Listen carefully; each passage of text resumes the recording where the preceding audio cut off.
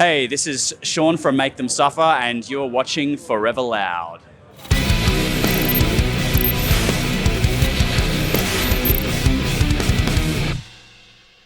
The weather, I love the weather. No, not really.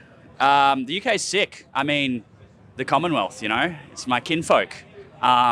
This is our first time playing Download Festival, so very excited for that. And shows here, I don't know, people seem to really respond to our live shows. Also, I like breakfast in the UK. Absolutely, all the Australian bands, we're all mates, we all know each other, we've all toured together, and stoked to be waving the flag for Australia. A lot of great newer bands coming out of Australia at the moment, and old classics, you got the Parkways, etc. So yeah, absolutely chuffed, yeah. Future Static are a sick band, Relica are a sick band. Done guest vocals for both of those bands because I think they're sweet. And yeah, I mean, there's no shortage of amazing sort of like mid to larger size bands as well. I think Alpha Wolf's playing tomorrow. Thornhill, amazing band, and yeah. Sleep Token and Bring Me the Horizon's headliner in Australia was absolutely nuts, and I think a bucket list tour for me and everyone in the band. It was absolutely crazy. The Sydney show, I think, still to this day, and possibly for quite some time, is the biggest sort of inside venue show we've played, which was, I think, 14,000 people or something like that.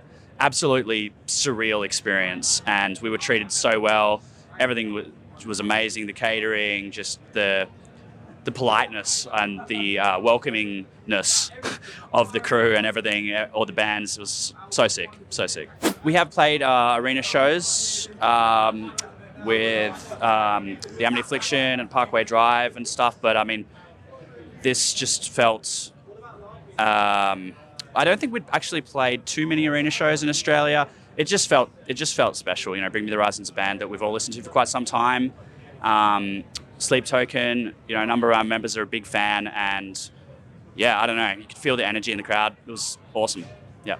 I wouldn't say that being on a plane and doing the traveling itself is my favorite part of touring.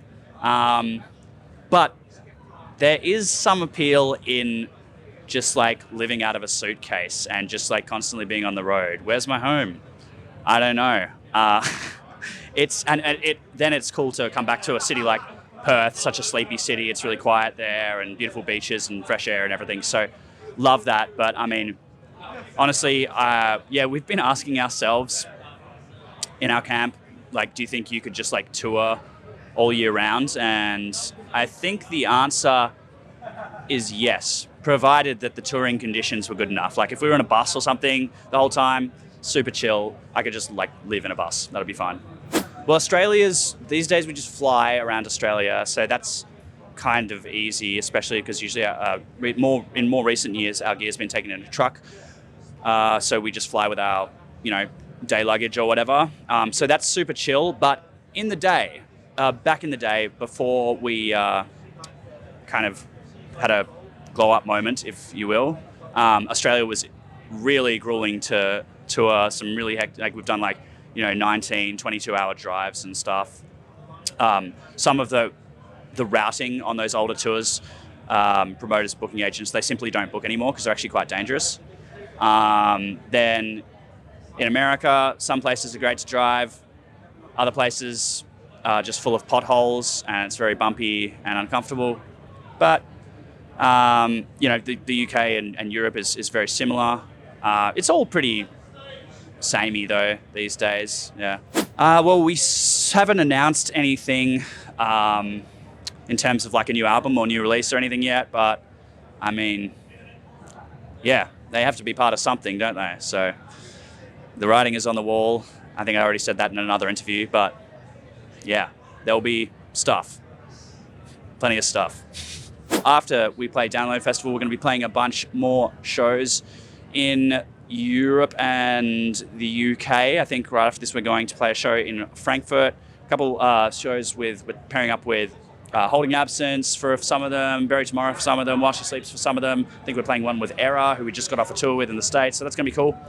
And then after that, in late August, early September, we are going to be doing our headliner in Australia, the Suffer Forever Tour. If you're an Australian watching this, grab yourself tickets. It's going to be skits. We're bringing over Bury Tomorrow and Spite and Bloom from Australia.